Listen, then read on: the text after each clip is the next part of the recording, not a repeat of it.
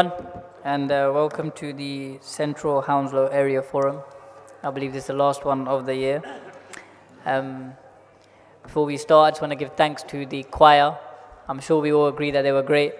Good introduction to the evening. Give a round of applause. Can I also thank Sally, Reverend Sally, for hosting us, being our gracious host this evening. And I think she wanted to say a few words just regarding what goes on in this beautiful church. So over to you.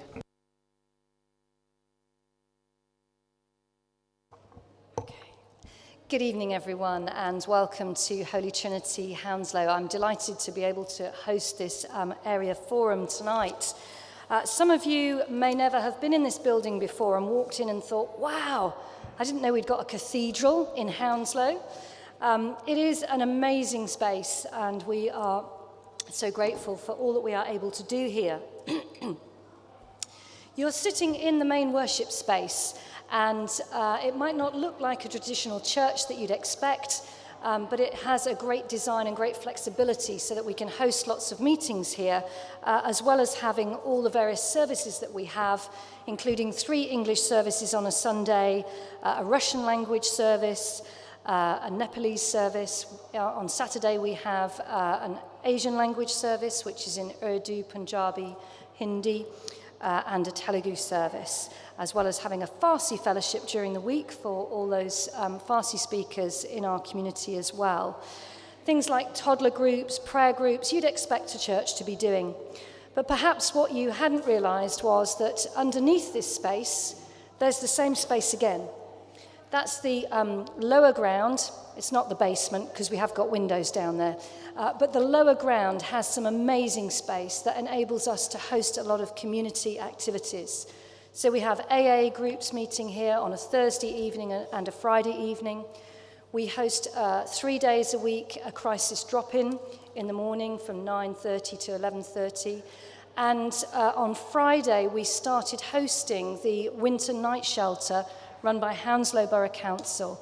It's a collaborative project run by council staff, but involving volunteers from the church as well as from other faith organisations providing an evening meal. And so that is operating starting on the 1st of December every night through to the 31st of March, from 8 in the evening till 8 in the morning. So I'm really proud of Hounslow Borough Council and their approach to helping those who are homeless, not just when there is the severe weather provision, but for that whole 4-month period of winter, so that they can work with people to really try and move them on and get them housed and get them into the right recovery program to help them turn their lives around. So we're grateful to be working with them. We also downstairs host SheWise, who are working with Asian women on education and recovering from domestic abuse. We're also about to start hosting, or we are already hosting, a digital drop-in on a Thursday for people who need to access council services but really don't understand how to use their phone or the tablet. We've got Stay Active for Life happening, so exercise classes, as well as a weight management program starting, mental health workshops. So much that is going on during the week using the various different spaces that we have both up here and downstairs. We host a cafe on a Monday for adults with learning disabilities. Again, doing the seasonal card making. I don't know if any of you have dropped into the table at the back and had a go at doing some of those creative activities that really help us find peace and help us to process stuff that's going on inside us. But those are the sorts of things that we're doing. So Christmas is coming. I have left on your chair a little postcard which gives you all the details of all the services that we have going on in the next 2 weeks leading up to Christmas, starting this coming Saturday with our Asian Carol service, followed the following Saturday with international carols and a cultural programme, and then the Hounslow Town Carols, which the Deputy Mayor will be hosting with me, and we do hope that many councillors, business people, residents will come and join us to celebrate with traditional readings and carols, some of which are traditional and some of which are not so traditional, as you've heard our band this evening. And then, of course, we have the typical nativity, family services, Christmas Eve, Holy Communion, Christmas Day, and then a watch night service on New Year's Eve. So there's details there, and if you need to find out anything else, please do visit our website. But I hope you will be very comfortable here, that the temperature's good for you. We do have an automated fire system with no planned fire evacuation, so if the bells go out, please proceed through the exits that you came. If you're able to walk, there's a fire exit down there, and our assembly point is the Treaty Centre entrance opposite. And the toilets, if you haven't found them, are back through the cafe. Thank you very much. Thank you, Reverend, and thank you for all the support that you both yourself and the church does for and gives to the community. Moving on to the formal part of the meeting. Any apologies for absence? Declaration of interest? Yep. And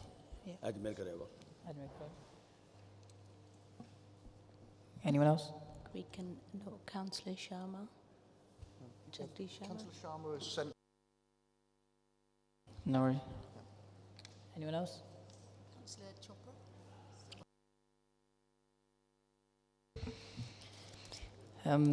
The minutes of the meeting held on the 14th of September, they agreed? Agreed. Thank you. Moving on to agenda item number 3, there was a petition for improvements to drainage and wastewater issues at Ravensdale Road in Hounslow West.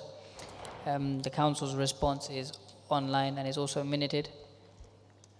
And if you do have any questions about that response, on the agenda item number 4, we do have representatives from Hounslow Highways who can answer your questions.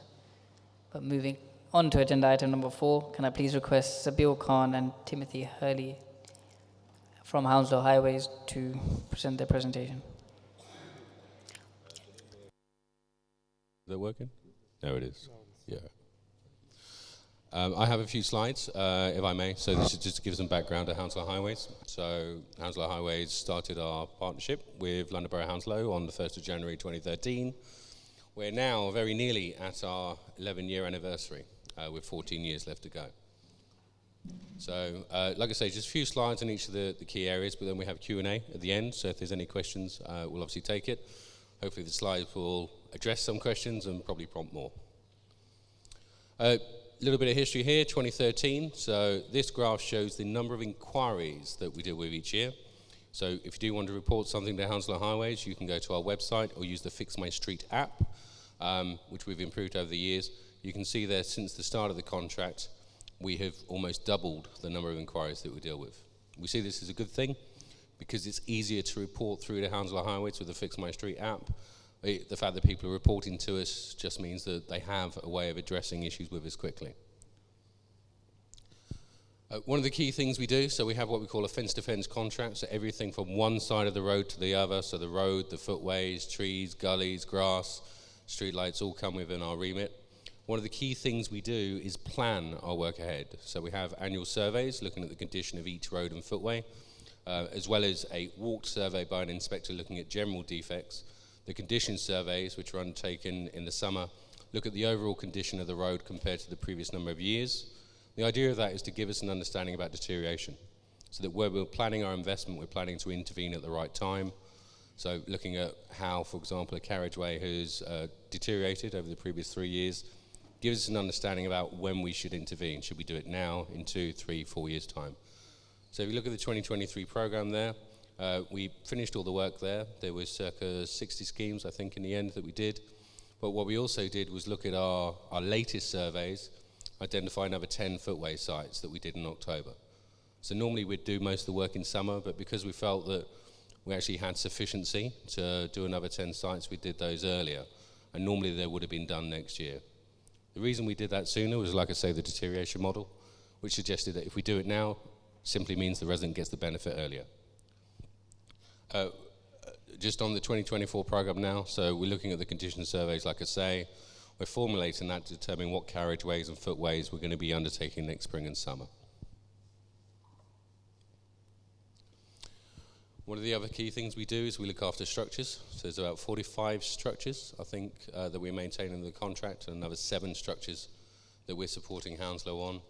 We do the annual structures inspections around April to June. Again, that lets us understand what the previous survey said and determine what works we can do in the current year. There's 7 additional structures we've got there, and there's some large ones there, for example, Strand on the Green, but otherwise they're generally footbridges going over railway lines. So the structures that need an inspection to understand that it's being maintained. So again, if we do need to do work, the sooner we do it, the better, because it's cheaper, it's more efficient to do so. We are currently in winter, so we're very much a seasonal business, especially when you see the cleansing side of it, but on the highway side, one of the key seasons is winter. An awful lot of preparation goes into ensure that we're ready for that. So that includes reviewing all of the roads and the footways and the routes, looking at where the network may have changed in the previous year. So for example, if a new school or something has been built, we would then look at that and determine if that should go into our winter service gritting plan. We started our winter service season on the 6th of November. We've only done one gritting run so far, which I think was last Wednesday. But what we actively do is review the weather forecast twice a day, understand what the weather's looking like in the next 24 hours and then 5 days ahead. So that if we do need to go out, we can give advance notice to our drivers so they can get out and get ready to do the gritting. We recently replenished our salt barn, so it's 2,500 metric tons of salt that we've got in our depot, which is probably enough to last us around 8 years, so we're fully prepared for whatever winter can throw at us. And as well as that, we look at flooding. So with the seasonal changes we've seen for the last decade, we're getting a lot more rainfall, and the rainfall is more intense when it's falling, so we're getting localized flooding issues. So another thing that we do is review the flooding hotspots, make sure that we look in that forecast, and get ahead, so if we think that there's going to be heavy rain, try and get to that location before someone tells us to go there. We've also finished installing all of the festive decorations, which you'll see on Hounslow High Street, amongst other high streets, which we put up around November, and they'll be coming down in January. A key area that we do have to work on is cleansing. So that's everything from the planned cleansing, bin emptying, fly tip removal, and graffiti. This graph here shows essentially how we objectively think we're doing. So we've got inspectors, half of whom work for the London Borough of Hounslow, half for Hounslow Highways, that go out every month and undertake 300 random inspections of the roads to see how clean they are. The graph here, especially the orange line, shows essentially that we're marking around between 95 and 98% on our litter scores, which is really good. And you can see there how we compare to last year. So, being open and transparent, last year it was a little bit sporadic on how we're dealing with the litter. But what we've seen with the borough support and the injection of some additional resources, how consistent we can get those scores. So it's not just a one-off blip, it's all the way through the year we're seeing those scores progress. Other things we look at is, so we have cleansing complaints, again through our website, through Fix My Street. When we look at those cleansing complaints, we find around 51% upon attendance probably don't warrant a negative grade, but we still go out and check those anyway, because it's the residents who live on the streets that know what the street's looking like. So it's important that we listen to that feedback and go out and check it.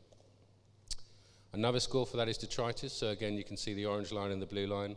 So the orange line for this year, 300 inspections every single month. My maths isn't very good, but that's a lot this year. A consistent score as we go through it. So you can see it's remaining consistently above the 95% month on month, regardless of the season. Weeding was a particular challenge this year, and those that live in the borough will know that. We are a glyphosate-free borough, so we stopped using glyphosate in 2019. The reason is for biodiversity. Glyphosate is a chemical. Has been proven to be harmful to insect, bug life, and other animal and wildlife. So we stopped using it. That makes weed control a lot more difficult. We've had to adapt to that, so because we can't use glyphosate, and there isn't anything which is immediately comparable to it, we put more manual resource into it. So hopefully what you've seen is more cleansing operatives out in the streets, proactively removing weeding, and when they're doing that, they're also doing leaf fall, detritus, litter removal. So schools we looked at before, one of the reasons they're so good is because we have a continual presence on the streets, dealing with litter and detritus and leaf. How do we do the weeding program? So we have a planned set of roads which are on the website, which we attend to twice a year, but we've also brought in additional teams, which again, listening to complaints and those 300 inspections a month, determine where they should intervene in the next 2-week period. If you just look at how we've done so far this year, so just on weeding program performance, we've completed 2,237 roads, which has exceeded the target that we thought we'd do. We set a target at the beginning of the season based upon the average number of roads we thought a crew could do a day, and the fact is we've exceeded that quite significantly. But there's still room for improvement. We know as we go into the next year, we can't be complacent. There is more that we can do on weeding. We can think more intelligently about how we address the weeds. We're always looking at innovative solutions to try and address them in terms of new non-chemical solutions. And also we've had to adapt in terms of what time we go out to deal with some of these. So traffic islands has been a particular issue for us. And traffic islands have to be dealt with safely with the right trained staff. So we sent additional teams out in the morning to clear traffic islands for us. Leafing, so we've now finished the weeding season officially, and we've gone into the leafing season. We've actually been clearing leaf fall since around August. Because of the heat that we had through the summer, a lot of the trees had to stress. And one of the ways they stress or reduce the stress is they lose their leaf. So we've actually been dealing with leaf fall for quite a few months now. But we have in the last month had some cold snaps and a heavy drop. So we do have an additional 30 operatives out there supported by mechanical sweepies clearing leaf fall on road. We appreciate if you live on a road where there is currently leaf fall, we haven't removed it. It's because we're trying to get to all of the roads at the same time. We are making good progress, and we will have the bulk of the program finished by December, early January, but we'll keep working on leaf fall all the way through into March. Additional thing we've had to do on leaf fall, which is understanding how the borough's changed. There are more cycle lanes in Hounslow now, which is obviously a good thing. But leaves can pose a particular hazard to cyclists, so we've got additional early morning cleansing with mechanical sweepers out on the cycle lanes to ensure that they're free. They're generally out there between 1 and 2 times a week on the cycle lanes. We have the D-Cleanse program, which we've been running since 2018. So this is where we put up parking suspensions on roads, remove the cars, go in with mechanical sweepers and operatives, and it allows us to clear those roads cleanly and efficiently. What we also do is make use of the free road space with no obstructions by getting the gullies cleansed at the same time.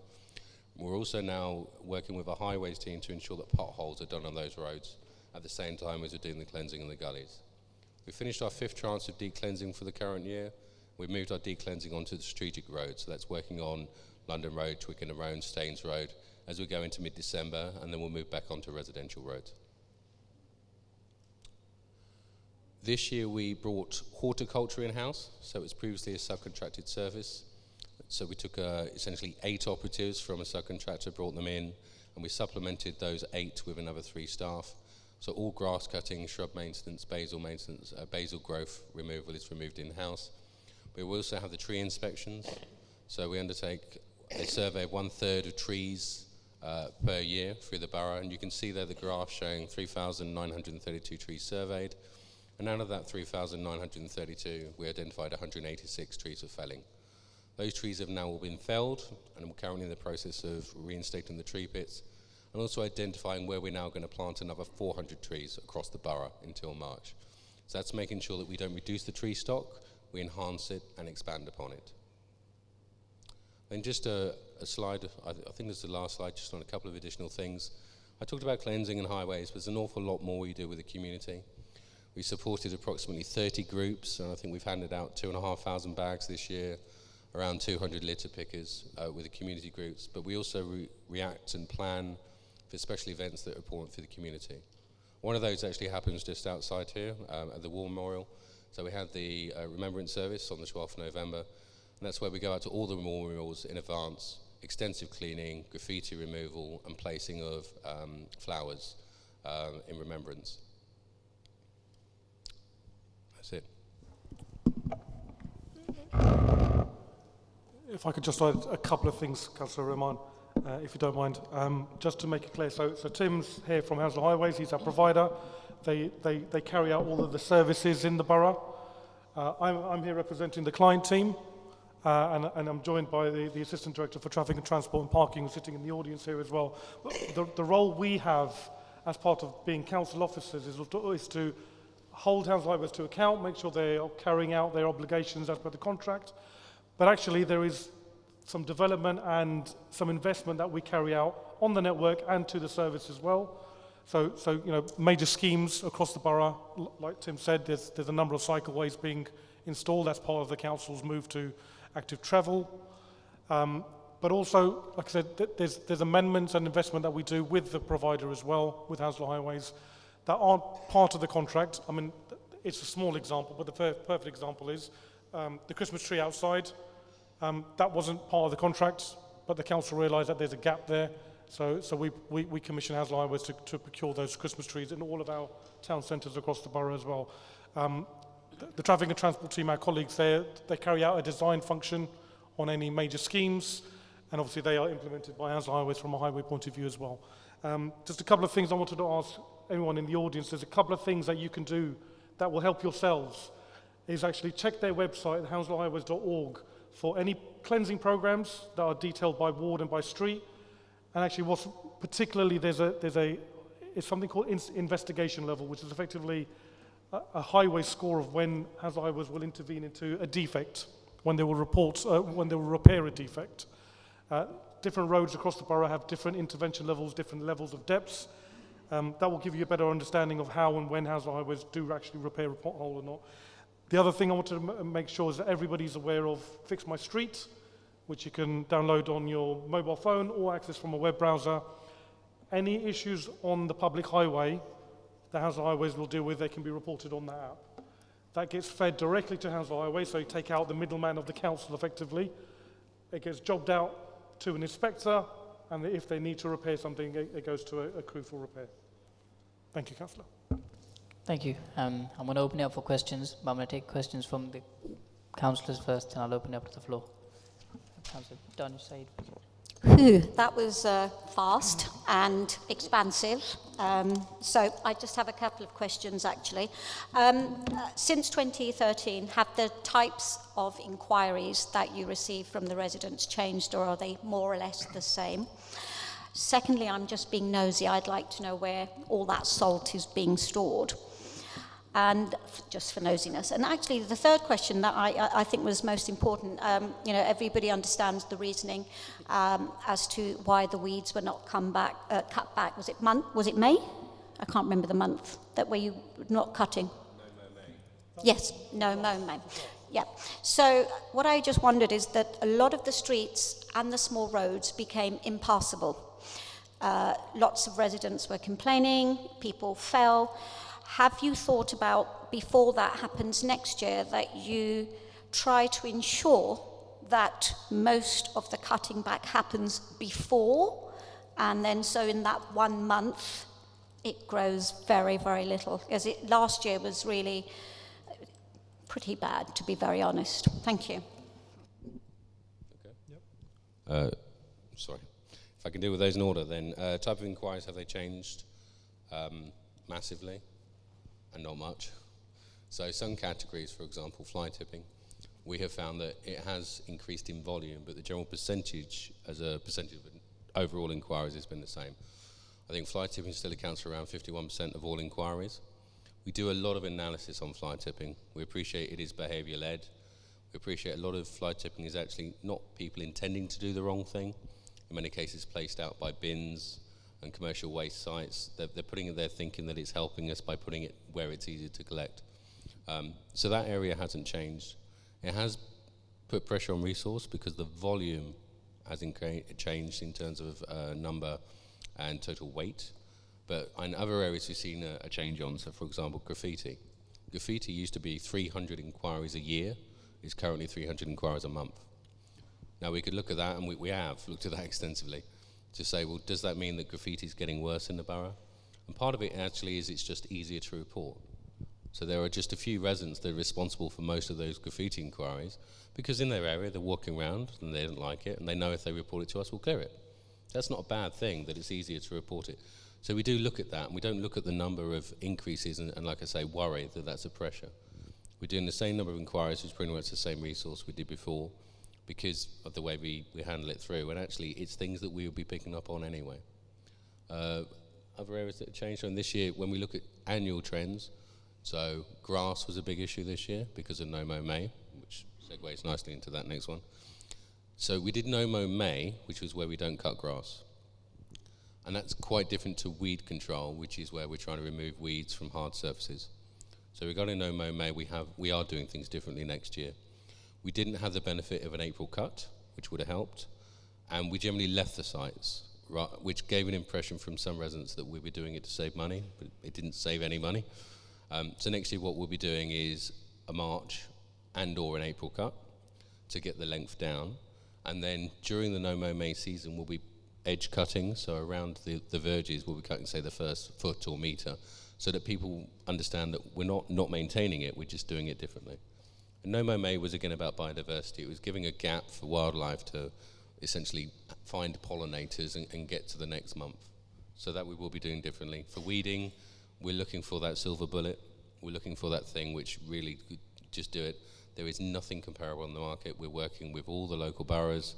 We work with an organisation called Pan UK, which is a pesticide action network, where we work with manufacturers, suppliers, other councillors and other boroughs to try and find a solution. And at the moment, what we have is probably the best way of getting around to it. Regarding the salt, it's all stored at our depot in Depot Road. It's in a big green barn, which you can actually see on Google Satellite, I think, so it's quite big. Just to follow up on No Mow May, Councillor Said, this was the first year that we did that. And like Tim said, we learned a lot of lessons actually, so next time round, we'll ramp up the communication so people know what we're doing.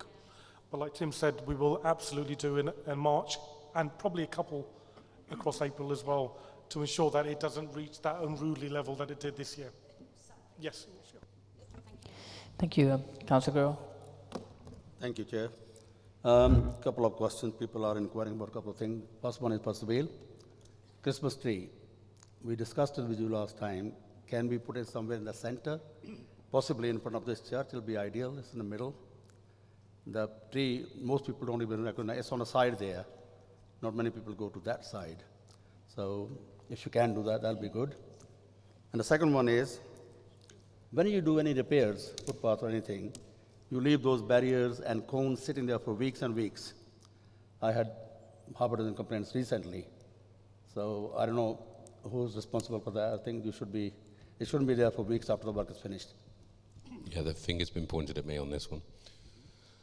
So the idea is you do a repair, and often the treatment you put down, whether it's asphalt or concrete, will need time to cure. So it does need the barriers left around it, but it should only really be for 24 hours or so.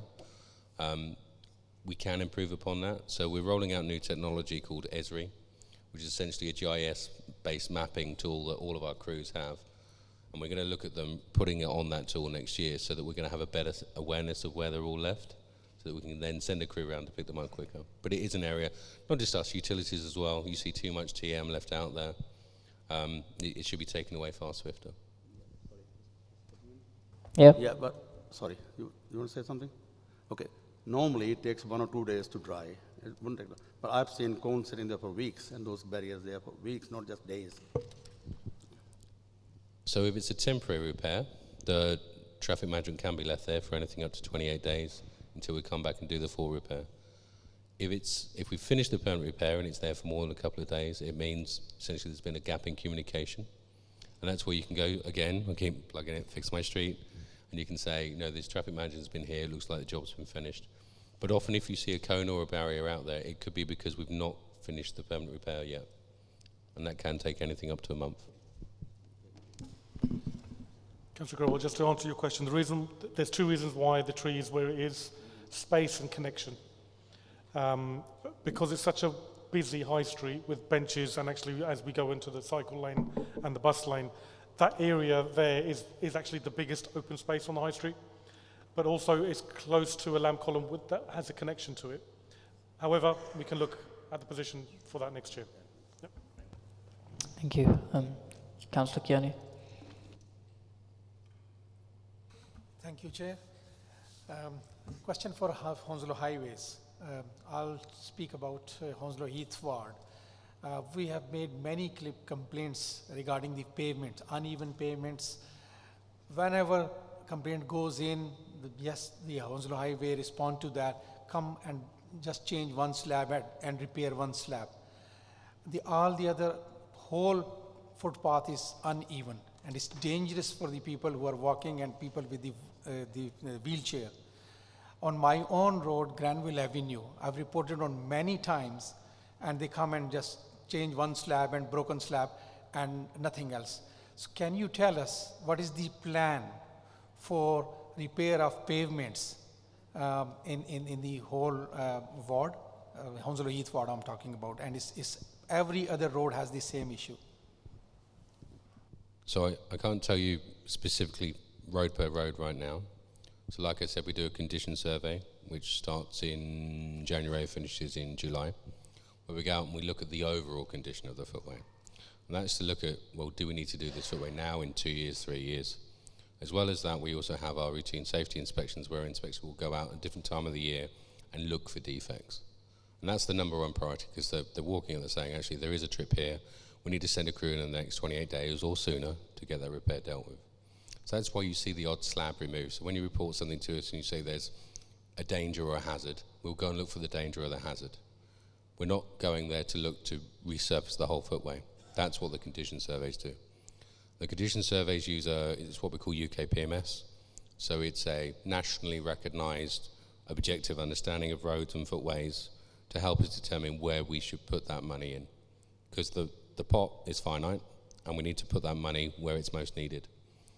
We did in the first 5 years resurface, the rough numbers, around 40% of footways in the borough, based upon those surveys to say where we need to go first. But that pot essentially ran out. So we still have a maintenance pot where we look at planned resurfacing. So for example, we've done, I think we did 14 footways in the summer, and we've just done another 10 in October. But that's a significant sum of money. One footway can be anything from 15 to 80,000 pounds. So we need to make sure when we do resurface, we do the ones that really need doing. Now, and this is an offer to the residents as well, if people feel that, you know, the condition of their footway is that bad and we're just not getting something, we'll happily arrange a site visit with myself or another senior manager to explain why we do what we do and look at your particular footway, and also to hear your concerns about it. Thank you. Councillor Buddy. Thank you, Chair. My question is regarding the Fix My Street. Am I right to say this is a nationwide scheme and not run by the borough? Second, who monitors it? How does the council report back to whoever is running the scheme? Because I'm getting complaints that they are getting the answer back, has your street been fixed? And 2 months later, the same question comes back. How is that monitored? How is it resolved? What's the council's input on it? And how does council monitors it and respond to it? Please, thank you. So Fix My Street is an independent organisation. It's actually a charity-run organisation set up to encourage residents to be part of their community and report to their council. It is nationally available, but not every local authority uses it. Some local authorities, I think Hammersmith might be one, use another similar type app. Some have a direct report to their website. So just because you report to it across the country, it doesn't mean you'll get a response. Hounslow have, however, entered into a partnership since 2018, I think it is, where we've adopted Fix My Street as our preferred CRM tool. We've imported our layers. So, for example, when you go in and report a streetlight fault, it will bring up our streetlights because we've mapped them directly into it. And those, every time you press the button on Fix My Street, it goes to our customer service hub. We'll review every inquiry and we'll action it. So if you're getting then a response afterwards saying, has it been fixed? That's a Fix My Street issue, which I need to look into because I'm not familiar with it, to be honest. Sorry, the question was because people are saying they are getting the response saying, has it been fixed? Or in a way, really, it was to do with the weed. Nothing was done with, not responded. Council never done anything about it. So the reason is it really worthwhile having that scheme, or should we look into doing something within the borough? As a replacement for Fix My Street? I don't think the issue there is Fix My Street. The issue is probably more on my side in terms of how we're actioning it, which again, we have to take responsibility for. I think if you're reporting something like a fly tip on Fix My Street, the way we streamline that, if you report a fly tip, it's getting dealt with. It's very quick, fast. When it comes into our hub, it's very much, right, got to deal with that, get it out to the crew, or in some cases, get it off to the landowner that should be dealing with it. When you talk about something like leaf fall, weeding, especially during the weeding season, we'll get 100 or more inquiries in a month. And the question is, well, what are you going to do? When are you going to do it? When are you going to come to my road? It becomes very difficult to give a response. Now, we need to get better at what response we can give you. You should get a holding response first off. You should always get a response saying, thanks very much, check our website, see if it's on the program. If you think it's urgent, then report it back through and we'll try and deal with it. I think that's probably the ones that are a problem where it's more than we can have. We can't just go and deal with it. So it goes to someone to say, how do we deal with it? Thank you for the explanation. Just to say that, new to me, that this is charity run. Do we pay, as a council, do we pay anything towards it? Any contribution we make? I do. I have a contract with them, and a very reasonable fee for the service that they give. I don't think anybody really criticises Fix My Street in terms of how it works. It's simple to use. It's more once it comes to us. But yes, it is a paid service, but they have kind of greater motives in mind. They're not there to make money. They're there to achieve a principle. Thank you. Councillor Mayor. Thank you, Chair. I know a couple of the councillors already ran through this, the weeding, but more to do with how the weeding and the no-mow may happen to coincide in May, and as of this year, it was May and June. And similarly, I'm sure you're aware that there was, due to the delays in getting the weeds removed, we also had some hot weather, and therefore, as you may be aware, in Beavers Park, and I'm sure other places in the borough, we had some wildfires. So my point would be just a couple of points just to cut it short. One is the places which were trimmed in terms of weeds, how are you ensuring? I know you had some 2,234 figure of streets that were completed and 50 more to go that you weren't able to do. But how are you ensuring that these are actually being trimmed? Because I know these go out to our subcontractors, and having visited some of these residents over the last couple of years, there's good few number of streets that I can assure that I've visited, and residents have said that they have come to the street, but they only trimmed that first section, or the first 20 houses, or the first 50. The rest is not done. So they were here, but we never saw them the day or the two or few days later. They were not there, and therefore so what I'm thinking is maybe the figure that you have is probably partially correct in the sense that they have trimmed those streets, but it may not be correct in the sense that they were partially trimmed. So I don't know whether you have a procedure in place to ensure somebody's carrying out these checks. That's one. And then secondly, just to reiterate what Councillor Bhatti and Councillor Danish have said, which is maybe I think, like you said, we're more used to the pre-2019 period, where we'd chuck the chemical, and because of biodiversity and all, we don't use it almost. So maybe that time we'd chuck it once and not come back to it until the next year.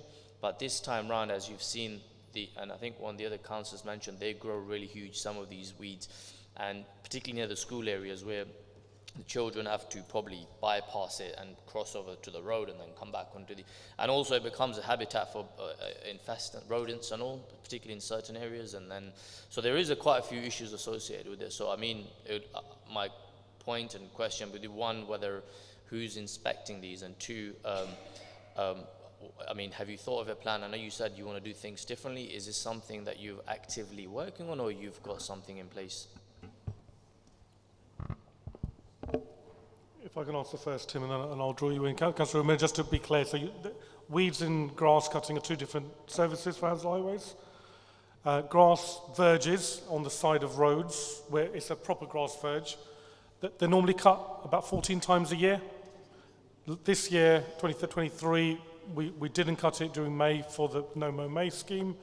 Like we said earlier on, that's going to have some amendments. The weed removal program is a separate service that Hounslow Highways run. That's running, it used to be in the summer, now it's pretty much for about 9 months of the year because of the growth and the super growth we've seen of weed for the last couple of years or so.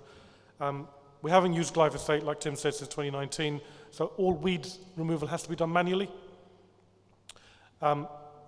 Sometimes the crew can do it quite quickly, sometimes the crew can do it over a number of days or so. To answer your question, who's checking the weeds on the program?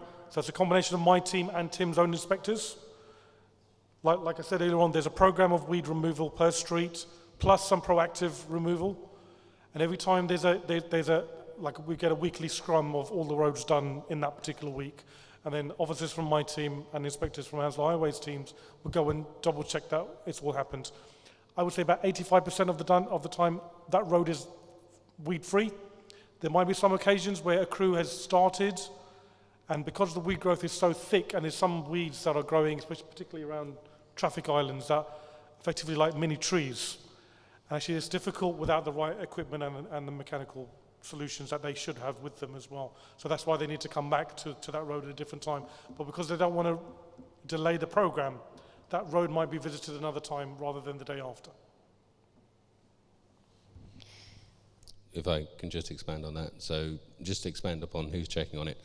So it's the 300 inspections we talked about for lambs, for litter and detritus. They also score weeds, and I think another 9 different things, graffiti, etc., on their network.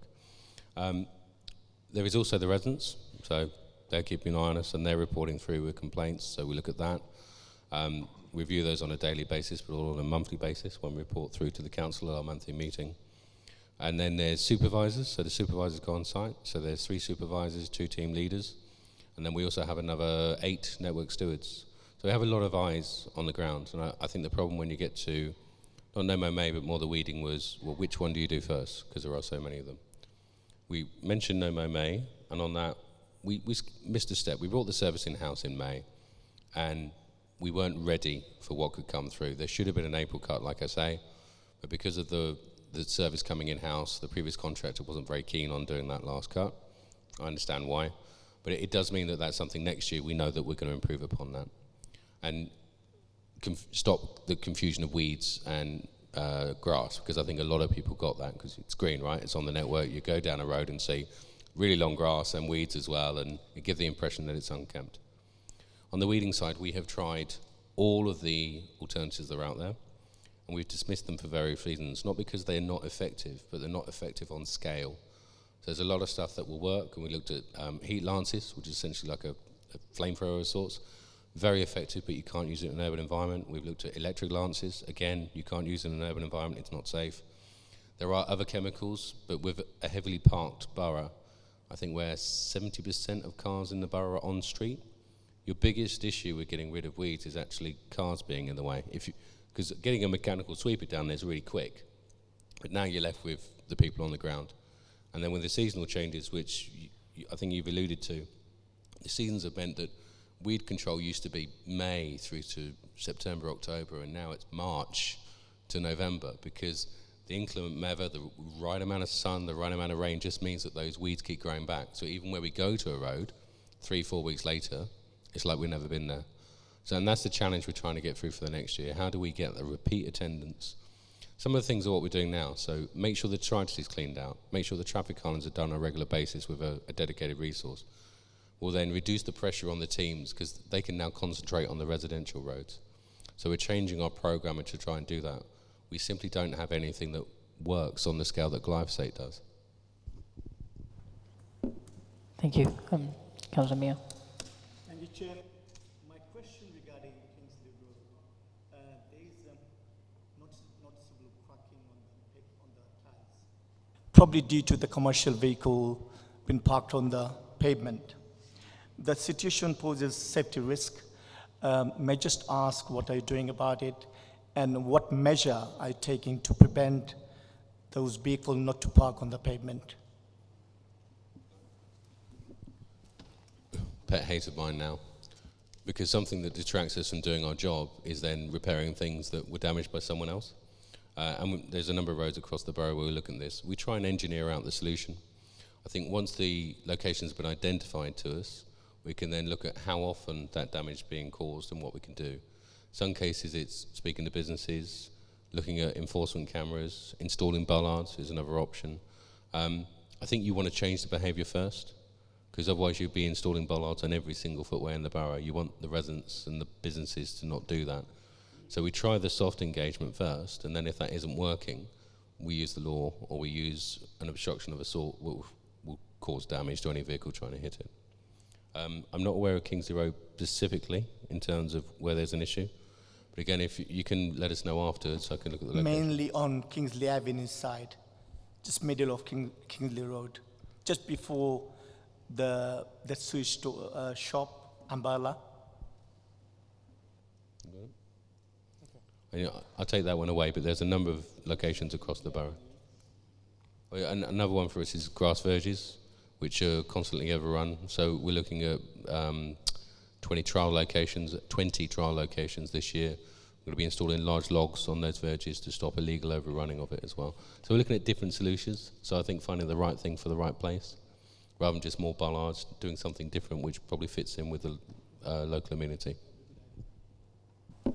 Thank you. I'm going to take one last quick question from Councillor Grawat, then I'm going to open it to the Thank you. members. Tim, Kingsley Road is talking about where it gets narrow. Before Denby Road, people there park on the footpath.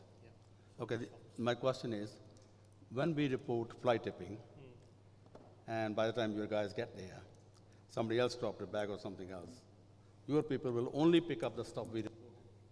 They should be proactive. Like if there's another bag sitting 10 yards away, why can't they pick it up? It happens so many times. Their instruction is to pick up what's there, not what's been. That's the instruction I'm seeing all of my guys tomorrow, so I'll relay it again. And in my experience, I think they generally do. If you look at the number of fly tips that we pick up, which is around 2,000 a month, their biggest complaint is the same. Well, you told me to pick up 2 bags. I got those 2 bags, a mattress, a sofa, and something else. So sometimes I have to call for support, but they should clear what's there. And anything, I think the rule we give them is within 10, 15 metres. Thank you. Any questions from the floor?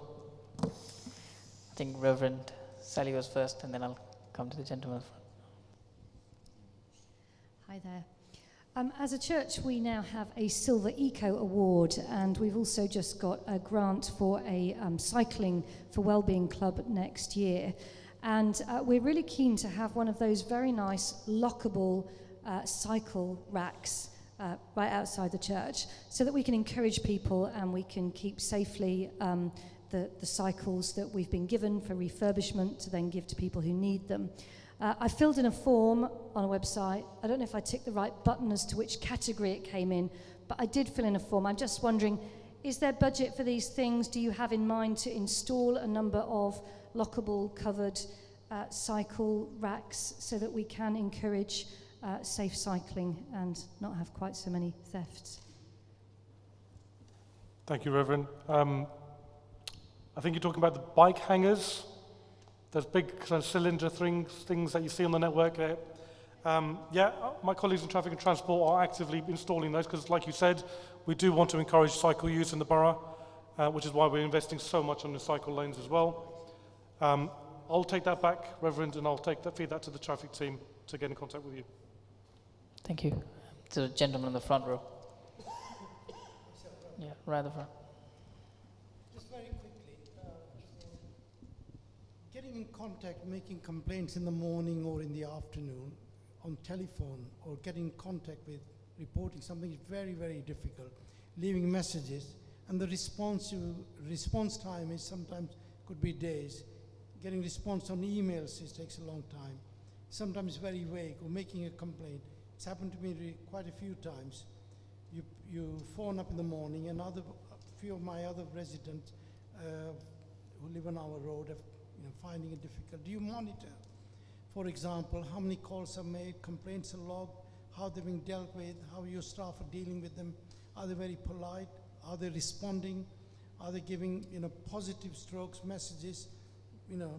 So that's important if you could answer that. Secondly, during the leaf season, I talked to you earlier about the bags. I wonder, we live in conservation areas, St. Stephen's Road. There are, those trees, lime trees, over 100-year-old. And there's a fall season, the autumn season. Would it be possible to have, enable residents, those who want to collect the leaves and put them in big wheelie bins, rather than just leave them on the pavement, on the road, just make a mesh, particularly with the heavy rain season. It's very difficult to walk, or you can't walk in the middle of the road.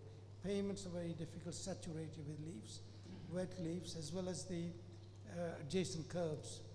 And thirdly, which is the issue to do with, sorry, what was I saying? I've forgotten, I'm sorry. Those are the two questions. I'll come back to the third. Councillor, if I can answer the first question.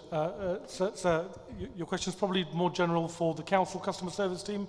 Basically for highways. So Hounslow Highways don't have a telephone number. All of the inquiries should go through the website. The council's customer services, which is on the number ending in 2000, they still take telephone calls from residents. You've asked a couple of issues on quality assurance and things like that. I'll have to take that back to the head of that service, who I'm sure do have some metrics to record length of time that people are waiting, number of rings. I think they record as well on a regular basis before the telephone's answered as well.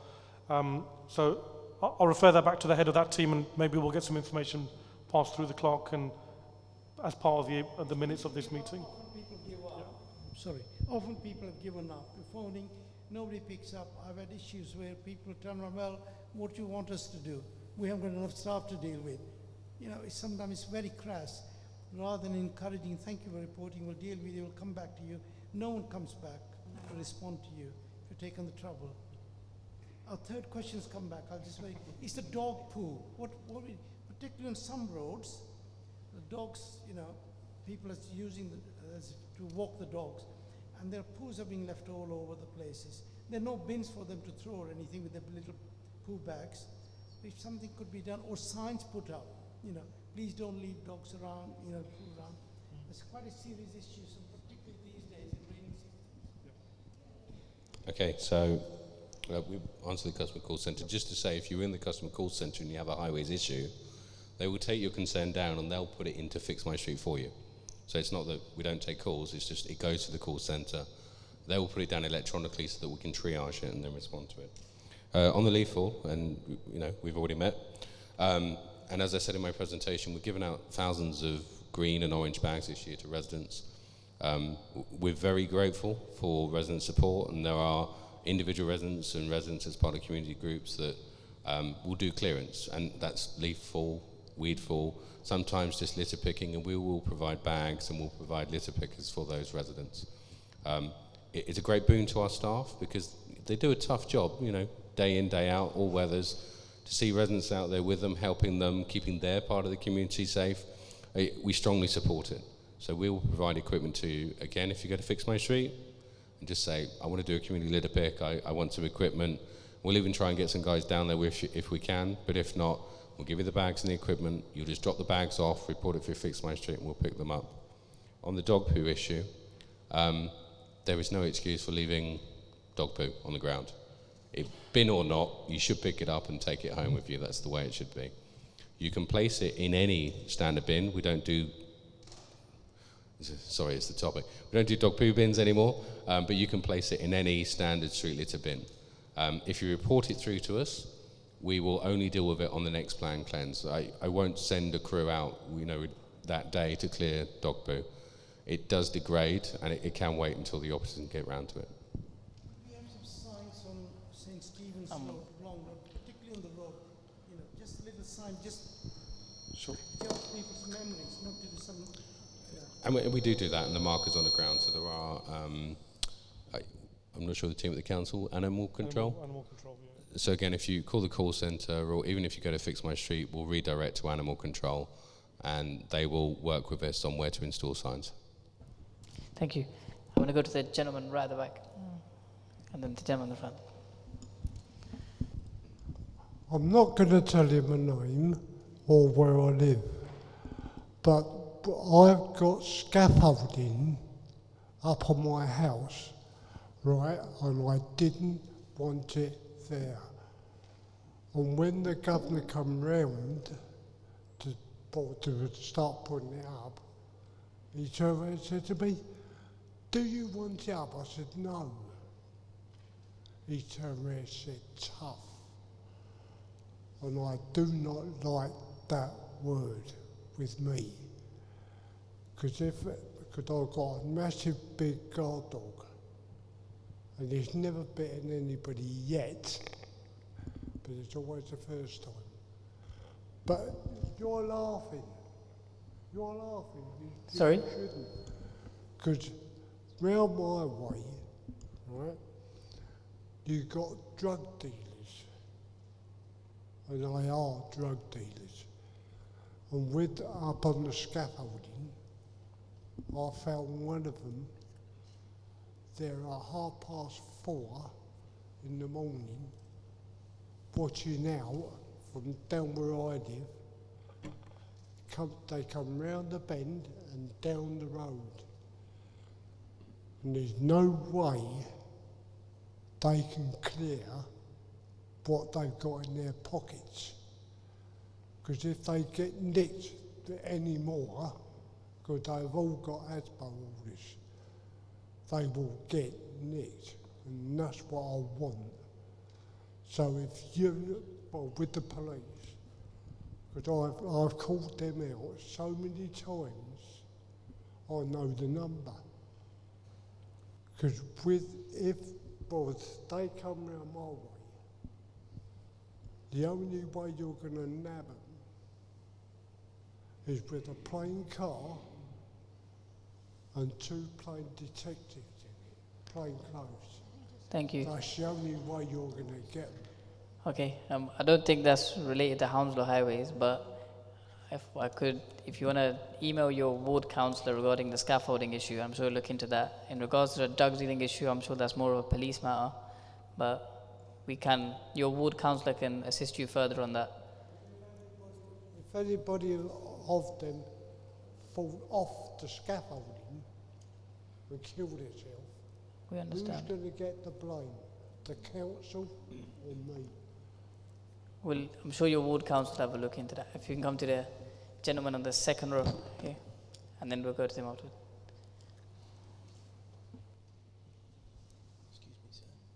Thank you. Mine's 2 questions, and I'll be quite quick. Just to go back to what the councillor was saying about you lot checking the grounds. Now, say for instance, we had your team come out, they've weeded a part of it, and they've left a part. Do you not think there's a bit of a waste of resources to go away, then come back when, again, you're doing 2 parts of something? That's a bit of a waste in my sort of mind.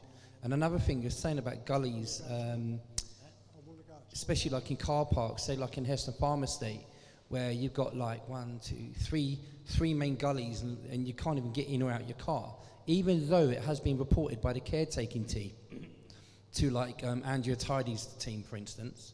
We're then told, okay, they're going to, highway's going to come out clean, and you just don't see that. So can you just explain how that is? Because I thought that would be more of a direct feed if you got your own housing people saying, well, look, this needs to be done. And sorry, lastly, you're talking about the app. Surely Hounslow Council should have a hand in this app as well, so it's more of an overview, because I think it's all right your team paying towards something, but yet Hounslow should also be a part of that, so then they could say, well, okay, yeah, there's this, because they're a communication team, because otherwise, when you're trying to explain the app, for instance, they should be able to do the same. It should be around the whole board, not just in one pocket. So, if I can. The point about repeat visits on roads, so you're absolutely right, why go and do part of a road and then come back? So I accept when they're tasked with a road, sometimes those roads take too long, or because I want them to do more than one road, they'll finish a road and go on to the next one. They should come back the next day to that road and finish it off. So if they're not doing that, then that's a complaint. I'll accept that, and I'll send a supervisor and we'll check it. All of the crews also have WhatsApp on their phones, so they do take before and after pictures of each road when they're doing it. Some of them might forget, but again, I'd like to trust that they do it, and on the occasion that they don't, they may be pulled off. And sometimes it's maybe because they had a different instruction. So again, communication on our side. All right, I did ask you to do that one, but now go back and finish that one. So I accept that, and you can report that through as a complaint, and we'll take that seriously. The gullies in the car parks. So there are 30,000 gullies on streets that we deal with. We don't deal with gullies in car parks. So we are contracted to do adopted roads and footways, and we will support the council, like Sybil said, with improvement schemes, call-off schemes, change schemes. We've installed and replaced around 1,500 lights in housing areas. We've done around 300 in parks, but there are additional instructions that we take. So I will, of course, do a car park, but if I'm then instructed to do so. Otherwise, I'll get on with the bit that they're paying me for, which is stuff on the roads.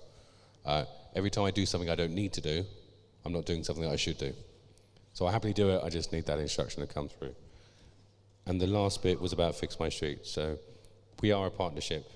We could call this a client-contractor relationship, but it's not.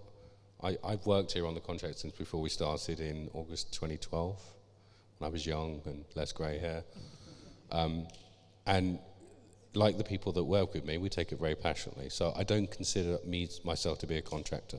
So with something like Fix My Street, yeah, I'm paying the bill. But when we did the initial development of it, even the idea of going to them, when we did the user testing with community groups, we included the council in that because we wanted it to work. Otherwise, it's a failed relationship. So I'm rolling something out, they don't like it, and I've got to live with it and their complaints for the next couple of years. The one area where it isn't fully where we all want it to be is it's only for the stuff that Hounslow Highways do. So it doesn't deal with housing and parks. We get reports from housing and parks, but we'll redirect them. But we are working on ways of maybe joining up with a conglomerated CRM tool that does everything, so that you're not kind of just giving it to me and I'm forwarding it on. It's a one space to report, possibly. But I think the council are looking at that. I don't know if you want to expand upon that bit. Yep. I'm going to try to look at you as well as speaking to the mic. So, very good question. It probably links to the issue that we saw in your second question. The council are doing some kind of digital background research to try to find an all singing, all dancing app that will not only carry on the good work that Fix My Street does on the highway, but also enables residents to report for park issues, for waste recycling issues, and in housing estates as well. I can't say when that's going to be, but that will be something that will be a massive improvement for the way residents interact with the council. Thank you. I'm just going to... But the thing is, though, if you've already got something in place which is working, for instance, then surely you should go a little bit further with that and say, right, well, why can't we be a part of that and then amalgamate the systems, for instance, so then you could say, right, that goes to you. That's a very cheap option than trying to do something new. No, absolutely. One of the recommendations we've made, because we've seen the success that Fix My Street has had on the highway, is that we've recommended to the council IT teams to use Fix My Street further. So add all council services onto the Fix My Street platform. Thank you. Thank you. I'm going to take a few more questions. I know there's a lot. I'm going to go to the gentleman standing up in the back, and then I'll come to you. Evening. I live on Benson Close, and there's a Hibernia Road just opposite the Lord Palmerston pub, and there's been some leaves down there built up for quite a while, and I've been walking my dogs and slipped over a good few days, so that's quite built up now, like sheet ice almost. And I don't know if this would fall into your remit, but I live in the tower block on Benson Close, and there's nowhere for us to keep bikes there in the tower blocks. Mine's in the kitchen, blocking the emergency exit if there's a fire, the only real place it can go. So I don't know if there's anything that can be looked into around maybe some of those bike things again, so that residents can ride bikes as opposed to having all these cars that they probably don't need. And with talking about dog mess and stuff like that, I'm wondering maybe if we could implement maybe dog bins, because I've used them when I used to live in a place called Woking, and maybe every now and then around some roads, there's some in Chiswick that you might see, like in the gardens, like posts where you can pick a bag out of along the routes, and where people can pick up dog bags if they don't already have any. Thank you. Very quickly, sir, thank you for the questions. We've taken a note of your location about the leaf build-up. We'll look at that as soon as we can. For your second question, there was a colleague of mine from housing earlier on, but he might have left, so I'll take that back in terms of the bike storage in the estate, because that will be under housing management. And then finally, like Tim said, so dog mess can be put into any street bin. However, on housing estates and in some of our parks, they still do dog bins. But because of the number of bins we've got on the network, 800 odd, anyone can put a bagged dog mess into any of those street bins and they'll get picked up. Thank you. I'm going to take 2 more questions, one from the lady in the front, and then I'll come to you, sir. Thank you so much. Okay. Hi there.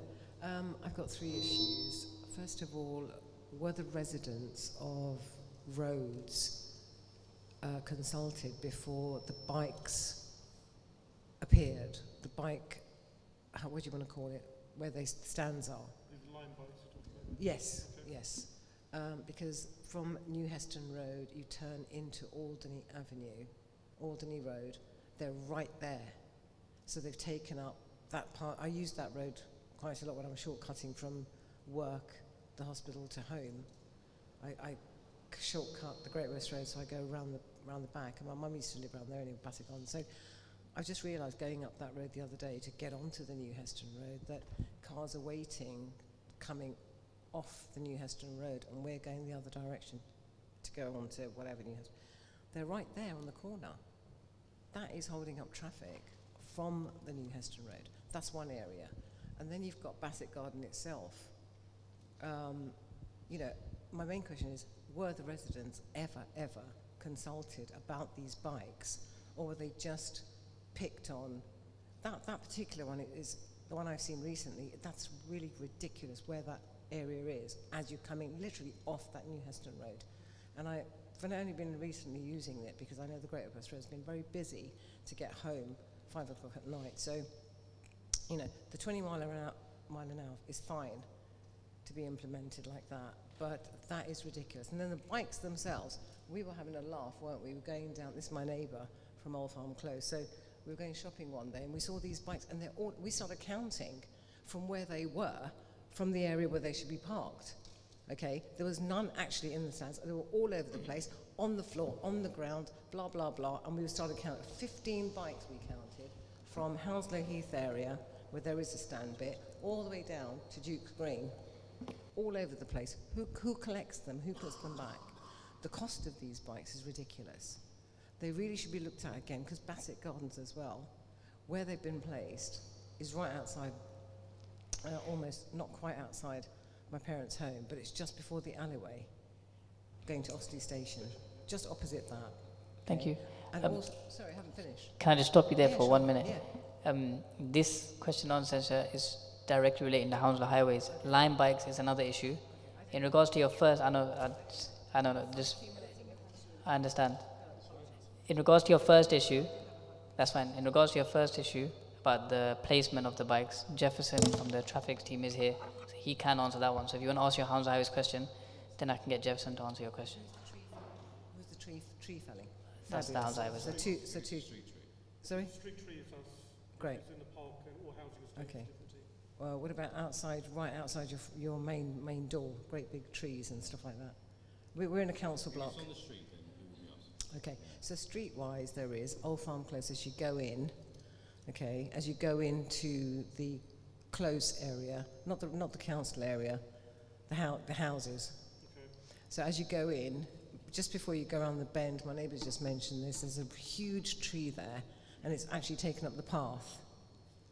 Well, there's no path there at all. There's only a small path, and it stops. He noticed everything, I haven't. And what happens, a lot of tenants, they walk out into the road, and you're coming around the corner, and you've got to actually slow down because there's no path for them to walk. But there's a big tree just there.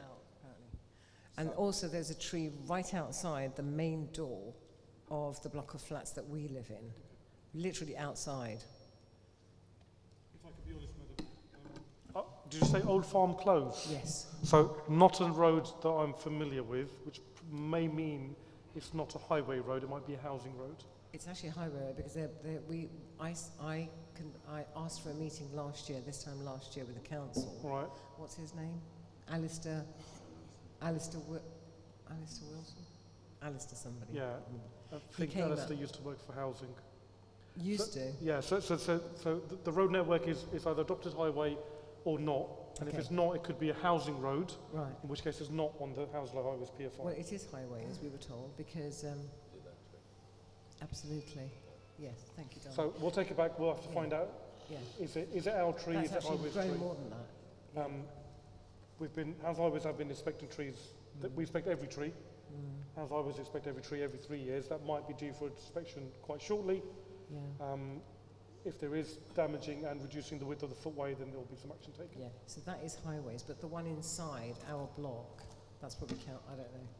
So, so anyway, I called for a meeting. I spoke to Sue Sampson first, the MP, last year, and she actually said, you know, see how you go with the meeting. So we had this meeting this time last year regarding various issues in our area, in our block. And the main one was car parking, okay? So this Alistair, I've forgotten his name.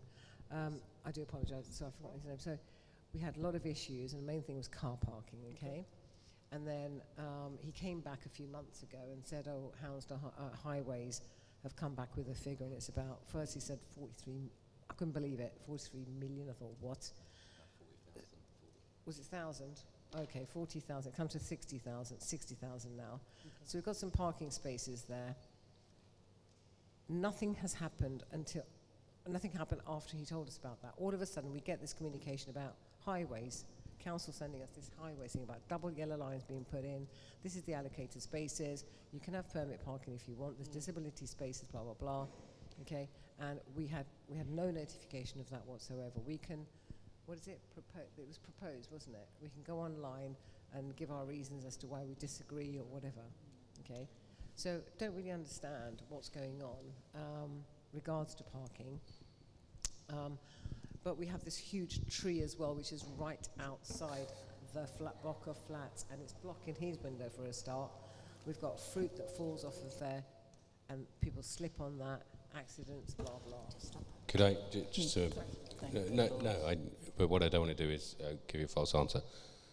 If you can give us your details after this, I'll come back to you. I'm pretty sure the tree isn't ours, 80%, but if we can talk about it, you give me your details, and I'll respond to you specifically on these 2 points. Regarding parking, no scheme we do for lining should cost 40,000. So again, maybe we can discuss it separately, but we will put the lines down, we'll implement it, but we're not the enforcement agent. But it shouldn't cost that much to put some lines down. Thank you.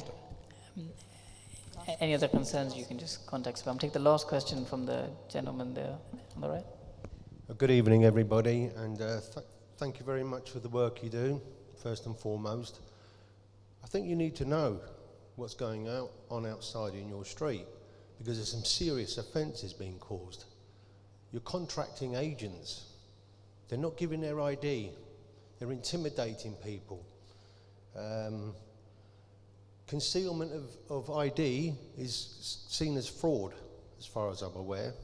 They're not telling people that they are able to pick up the litter if they drop a piece. Okay, I'm not saying that we shouldn't be fighting littering, but if it's a little bit of litter and these agents are coming up intimidating people, I know of people that can't speak English very well, getting penalty notices.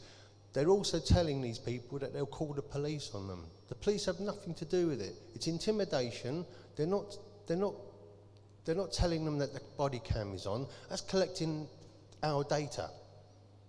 Whenever there's a camera on, that's your data, and you're entitled to get that data back and know how long they're going to keep your data and what they're going to do with it. I think you get the message. I think most people out there believe that it's the Hounslow Highway that's out there. They don't have any authority what they're doing. They're outside contractors, and you need to know what's going on out there, because they're bullying, they're filming people, they're not giving them the proper rights. And concealment of ID, as I said, it could be construed as fraud. Thank you. Thank you very much. Thank you, sir. Councillor, just to be clear, I think the gentleman's talking about our litter enforcement contractor who used to be called Kingdom, they're now called Local Authority Support. So if I can ask you, if you can put that down into an email to your ward councillor, that will get to the commissioning team of that service.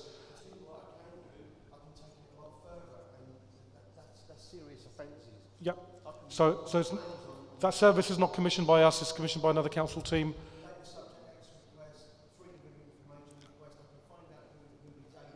Absolutely. Absolutely. Absolutely. Thank you. Thank you. I'll do one last question. Sorry, the lady did have a hand up. Apologies. Thank you. I just have a question about initiatives that are coming into place about dumpster diving and stuff like that, because I feel like there's loads of mattresses that are being left around, and I don't think this really concerns Hounslow Highways, more as the borough of Hounslow, because there's no initiatives. People are just putting their mattresses, whatever they want, anywhere. And I think this is a big problem in Hounslow, because there's no places online where to say, this is where you can take your mattress for free, and we can actually collect it for free. This is not fair on us. On Ravensdale Road, people leave it outside Beavers Park. That's unfair for the residents on the road. We have to wake up, we see 3-4 mattresses on the road. It looks ugly, it looks disgusting. It's got so many stains on it. It's like a biohazard as well. What are the initiatives that Hounslow Borough are doing that are going to stop this from happening? If I could just stop you there for 1 minute. I do understand your concern, and it is a big one, but this section of the Q&A is just for Hounslow Highways. We're going to have an open forum towards the end, but somebody will address your question. Okay, sorry, I was just going to say, to my daughter's concern, I use your app, and it's fantastic, because it is exactly how we have mattresses left, and I always go on the app, and within hours it's dealt with and it's gone. But I do actually resonate with what she's trying to say, is that we do need to understand what Hounslow Council are actually doing. Should they have like a recycling scheme? There's a place that you can take it to, because it's not very nice actually waking up every morning and you have got dumped furniture and mattresses constantly. Yeah, I could be calling you, gets cleared, but it's not actually, it's just reoccurring all the time. But yeah. Thank you. Councillor Rahman, if I can quickly answer the residents. Fly tipping removal on the highway does come under the Hounslow Highways contract. I really resonate with the issue that you've got, because I could probably name about 100 roads where that happens on a monthly basis in Hounslow, unfortunately. And this is because of the number of unregistered HMO owners that we have in our borough. HMOs, houses of multiple occupancy. The reason why you see those mattresses every 6 months or so, probably even sooner, is because tenants are being kicked out and their landlords just want to get rid of everything that was related to that tenant, and the easiest thing to do is dump it on the street. In the past, I have also actually asked to put, because this I'm talking about referring to Beaversfield Park. Yep. That's where I sort of like live opposite. Yep. And I have written to the council and asking them to put some, like, even it's a camera, even it's like a fake one, just as a deterrent. Yeah. They need to do stuff like that, but that doesn't sort of like... So we can't put fake cameras on, unfortunately. The real ICO, cameras real cameras are useful in certain circumstances, but when someone's walking with a mattress, and sometimes when they go off camera to another property that the camera can't see where they're going to, it's almost a waste of that camera, unfortunately, because we can't do anything with that footage.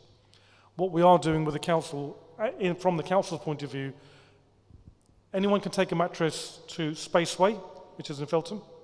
Anyone can book a bulky waste collection, so that our waste recycling crews can come round and pick up, I think it's 4-5 items for 41 quid, I think it is, which is one of the cheapest in West London, I should say. It's a problem, and we've been struggling. Like you said, you reported to Hounslow Highways as a fly tip, it'll get picked up within 24 hours. But as a council, we're working on trying to stop that happening in the first place. So there are a number of initiatives that we're working on in the background, probably going to be going live in the summer in terms of increasing civic pride, because that's another thing. The people who do this don't really care about where they live. I guess some residents here have been living in their communities for a number of decades. I've been living in this borough all my life as well. But there's not that sense of pride that everybody has about living in Hounslow West, Hounslow Heath, Heston, whatever, Hounslow East as well. And I was saying to one of the residents outside, we've got good representation from the east of the borough and the west of the borough at our formal resident group meetings. We have no one from Hounslow, no one from any of the Hounslow wards, whether that's central, west, Heath or south. And it's because of the transient population in this particular area as well. People coming and going every 6 months, every year. No one has that sense of pride about where they live, and ultimately, unfortunately, the people who live here and have been living here for a long time get to see all of this rubbish dumped on our streets effectively. As I will pick it up always, but it's our job to find a way to stop it happening in the first place. Can I just say one last thing? I think, because I don't think we're going to be staying for much longer, but I think there's two things that you might need to work on: social media and maybe like flyers going through people's letterboxes saying this, there's these, list what we can do with the mattresses. If it's donating, whatever it be, just post it through the letterboxes. Everyone sees it, it's fine. And then social media, I don't think London Borough of Hounslow has a social media, or it does have a good one at least, because there's no young people representing it. I'm not to be rude, you're the only young person on that standing here, okay? No offense to any of you, but you're not representing me. I'm the only young person here, I think.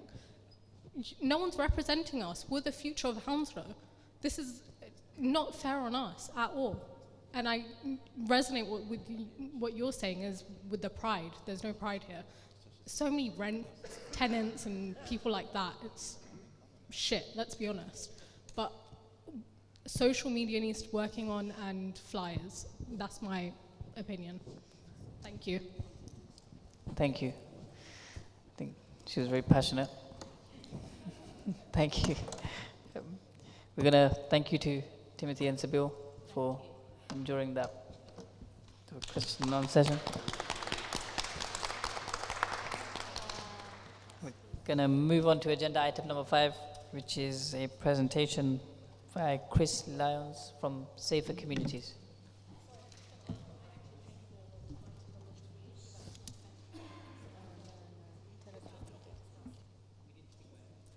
We spoke about it. Yeah. The council's response is also online. Oh, if you do have any questions, you can grab Sabil at the back. Cap. All right.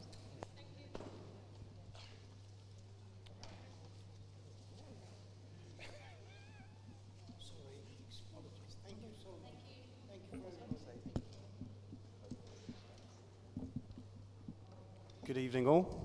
I'm Chris Lyons. I'm Safer Communities Manager here at Hounslow Council. And I want to talk to you about our Safer Communities strategy consultation, which is currently live. And in order to do that, we wanted to start off with something interactive. So, turning to the slides. Firstly, we wanted to start with a question, a true or false. So we wanted to ask the audience, do you think Hounslow's crime levels are higher than the London average? And you will find on your tables a yes and a no. Just put your hands up. If you think it's true, just stick your hands up. So it'd be good to see what people think. That levels of crime in Hounslow are higher than the average in London, so that's all 32 boroughs in London.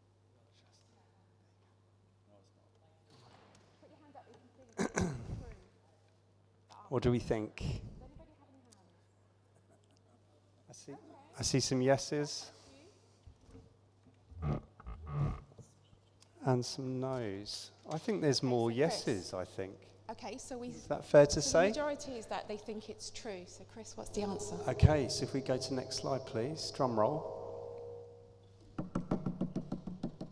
Oh, next slide, that's me. Some suspense here.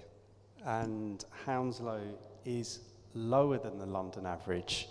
So we are a lower crime borough in London, which I think sometimes we might not believe because we know the perception of safety is really important. And in Hounslow, the perception of safety, interestingly, is actually worse than the reality of safety. Hounslow is a safe borough, but I think when you consider, you know, we're influenced by social media, we have press that's talking to us about incidents, sometimes that affects our perception of safety. So in terms of what we're trying to do with this this consultation, we know that setting some priorities is going to be really important for the next 3 years. And we know that certain communities are more affected by crime. So, for example, we know women and girls are more affected by things like sexual harassment and sexual assault. We know that within our criminal justice system, unfortunately, we have young men from minoritized communities that are more affected. So there are some issues in the borough, and obviously those issues need to be looked at. Hounslow is not a gangs borough. We don't have a serious gangs problem, but we do have group offending. So we do have situations where, we have, for example, children as young as 10 years old, and sometimes young adults who are aged 18 to 25 that are drawn into crime, perhaps linked into drugs. And these groups are monitored closely by the council and also by the police. So it's not to say we don't have any issues in the borough, and that's why we need a strategy to kind of steer us in the right direction. So why are we consulting? So we have to do this. It is a legal requirement. So we've decided that every 3 years we're going to revisit the strategy. So the current one comes to an end next year, but as you all know, the council does not move generally at speed. So we do need a bit of time to get through the various processes, which means that we're consulting now, and we will be going to Borough Council in March to get the strategy approved. So it's key to this, really, that we're listening to the views and the concerns of the community. I mean, my view is that the community knows what's going on the best, and we really need to understand that. And whatever the community tells us about what's having the impact on them, that really needs to feature in what we're doing. So you might have seen in the marketplace earlier, for those who were here, we had some leaflets that we were handing out, which allowed you to answer our consultation. And at the end of the presentation, I've also included some information about how you can answer the consultation online as well, using a QR code. So we have 3 priorities, and these priorities have been brought together by our community safety partnership. So when I say community safety partnership, that means the police, the council, health, probation, and also we include the community and the voluntary sector in that. So that group meets regularly, and they've decided there are some priorities that they would like to explore further. So priority 1 is residents are less affected by serious crime, and I appreciate that is a term that could be interpreted in different ways.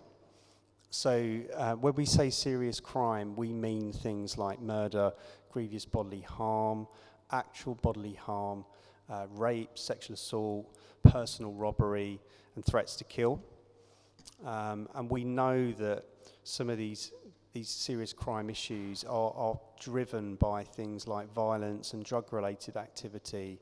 And sometimes these actually cause antisocial behaviour in our communities. So what people see is the shouting and the noise, and actually that's part of a deeper issue. So, and again, we'll go to a vote, and everyone hopefully has their yes or no's in hand.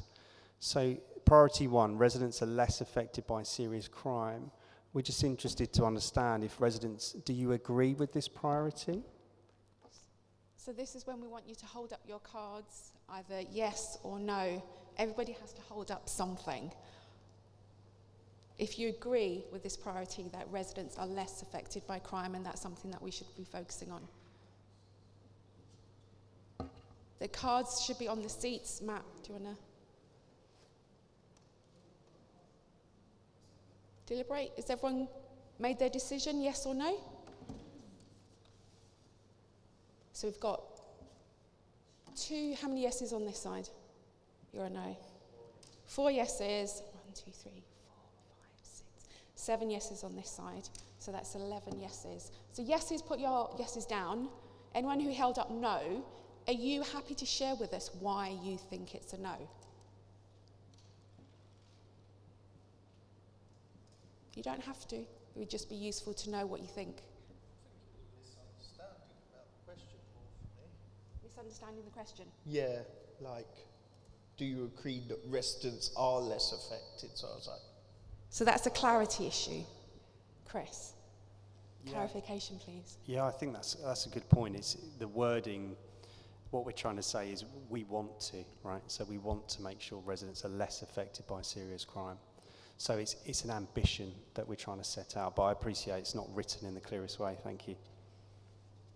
Okay, good feedback. Thank you. That's really helpful. And just to say, in terms of shaping these priorities, the council's done a lot of engagement work over the last year, so it's not like these were just kind of pulled out of nothing. It's kind of linked into a lot of engagement work that's been happening with the community. So if we can move on, Shazna, to priority 2. So priority 2 is that young people and adults exposed to and exploited to commit crime receive help. So the reason for this is that we know a lot of people that are drawn into crime actually do so because they're being exploited. And sometimes you can be both a suspect and a victim. And we've got a bit of a responsibility here to do more, I think, especially around young adults. So we talk a lot about under 18s, but we know that young people between the ages of 18 and 25 actually are involved disproportionately in crime and are often exploited. And we need to make sure that they've got access to the right support. And some of the things we're doing at the moment, for example, is taking forward some new 18 to 25-year-old workers who are actually going to be delivering that work for the borough. And also under this, we're talking about domestic abuse, sexual abuse, and making homes safer for residents. So for us, these are really important things. But again, just want to turn over to residents and see what you think. Do you agree with this priority, yes or no? So hold up your cards, please, if you think that this is something that the council should be focusing on in terms of a crime priority.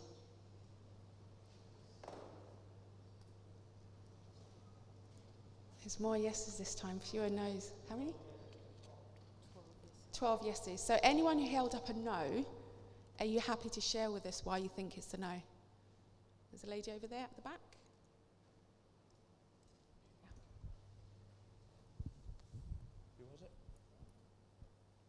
Who was it, sorry? Is it on? Yeah. Oh, hello, hi. Yeah, I don't think the young people and adults exposed to and exploited to commit crimes received help because they keep doing it again and again. So, you know, I think they really do need help. Yeah. So And, sorry, I just wanted to clarify, is that because you think they already receive help? I don't think they get help. You don't think they get help? No. Okay. The other question, like, it was about serious crime. Does it affect people? No, I think it does because people are well wary of walking around at night and all that. So yeah, it's quite scary. Absolutely. There's a group near Bell Square as well, like, I don't know, drugs people or whatever that hang around every evening. So I think there should be more help and resources for young people and adults as well to get help. Thank you. That's excellent feedback, thank you. I mean, just on the point around serious violence, I think that is really key. Actually, I think anyone who's ever been a victim of crime will know how much it affects your day-to-day life. So I think that's really valuable feedback. And yeah, I think we're actually talking around the same thing. So I think what we're saying here is we do need more support for young people and particularly young adults. So I'm really grateful to have that feedback. Thank you. So moving on, and this is the final priority. So priority 3 is that residents work together to keep Hounslow safe. And by this, we mean that obviously we're encouraging, more voluntary community groups to come together to affect those who are impacted by community safety issues, because we know that the community often has the answers and actually can come up with a lot of the solutions in a way that the council and other partners cannot. I think it's about recognising that experience that we have in the community and giving people opportunities from different backgrounds to work together. We have a very diverse borough and our diversity is our strength, and that's something that needs to be recognised, we think, in the work the community does. So again, this is really about saying residents need to be engaged and involved with community groups in the work we do to keep residents safe. So again, and for the final time, just to see, do residents agree with this priority, yes or no? 1, 2, 3, 4, 5, 6, 7, 8, 9. 9 yeses. 10. 10. So 10 yeses. Any no's? Is anyone brave enough to say no? No no's. Okay, that's good. So the final thing we wanted to ask you also is, do you have any other questions or any other comments or feedback? We knew that was going to open it up. Yeah, the thing is, we opened up a youth club in Heston. So basically what we've done is we tried to take the kids away from the crime situation, and also about drug dealers using the younger kids as runners and so on. We did have a life crime on the estate, for instance, which actually stopped because our ward police done a bit more, the youth clubs and so on. Now, our support proves that if you work with the council and you get the right grants with Matthew and everyone else, it goes forward and things start to move forward. As long as we don't deal with the children, or what we do is we arrange the youth club, and then the youth club run that with the children. So it's less hands, so stranger danger, and you're promoting all the correct aspects for the children, to grow. Now, with that being said, can the council start looking into that? Because there is now lots of other wasted spaces. Therefore, we should be able to open up smaller youth clubs, preferably on main estates anyway. And also, like for instance, whoever's from Hounslow West, you've got just off Beavers, where you've got some of the other older halls where they're not on an estate, but they could be used. Just asking if people could look into that, please. I think, yeah, it's an excellent point. I mean, for me, grassroots organisations are really part of the answer, because it's about that work. It's so important. And also, you're not always talking about huge amounts of money. Sometimes we're just talking about, it could be £500 or £1,000. It can really make a difference. I mean, I know the council, we have the Thriving Communities grant, which is available for residents to apply for, and it can be used particularly for things like this. So there are some opportunities there, but I think it's how we promote those opportunities as well. Thank you. Final question. There's one here and then one at the back as well. Hello, living again on Benson Close. In the tower block and around the lower levels, we get a lot of drug dealing, probably small level, but it gets bigger somewhere along the line, I'm sure. And they go in the tower block a lot, urinating, defecating, and all manner of other stuffs, used rubber things and all sorts like that. And I'm just wondering if, with the entry systems in the tower block, rather than it be just a phone, maybe it be one of those video holographic ones, so we can see, right, do we answer the door to that person? Actually, I don't know them, they look like they're up to no good, they could stay out.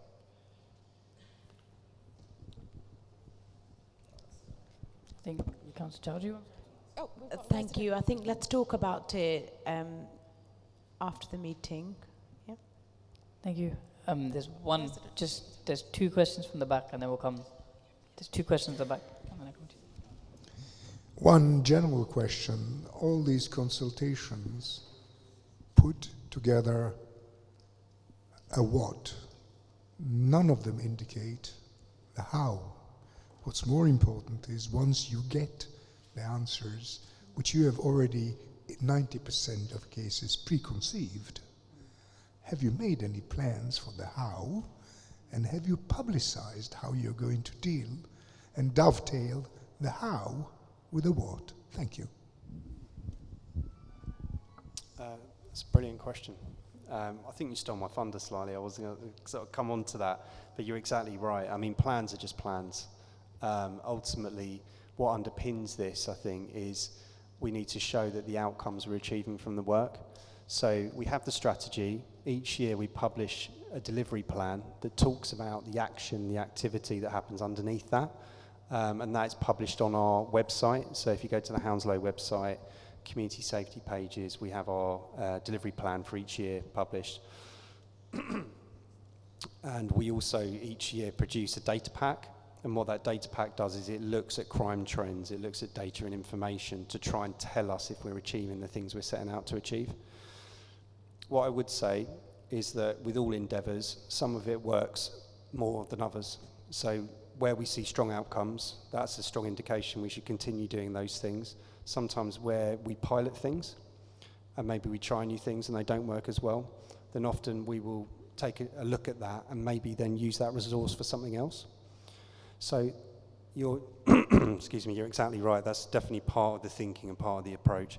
I did mention earlier about the Community Safety Partnership, which is where all the statutory partners come together in a board that meets once a quarter, and one of the things that board does is review exactly what you're saying at a strategic level. So what's the difference we're actually making?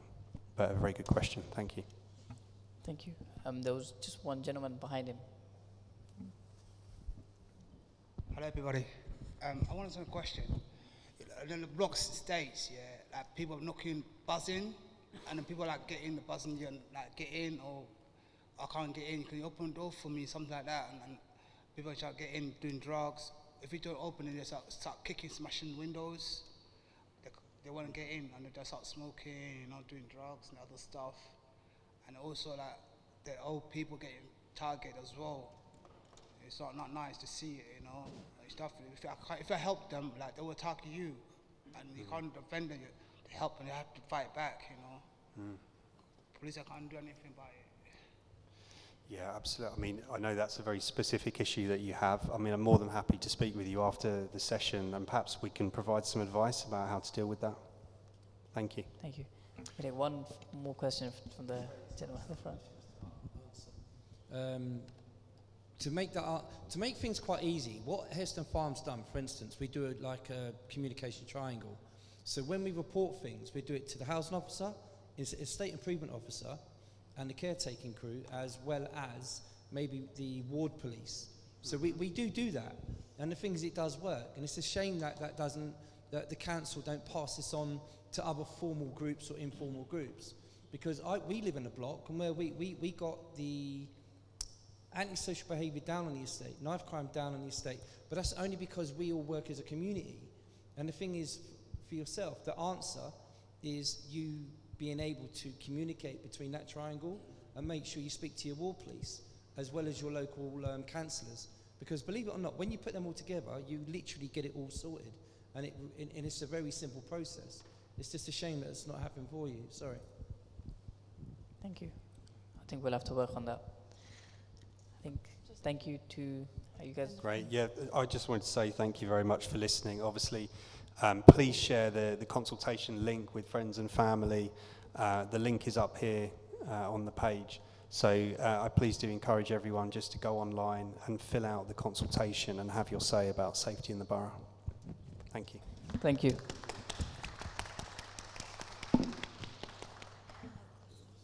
We're going to move on to agenda item number 6, which is the open forum. This is for any general questions you may have for the council.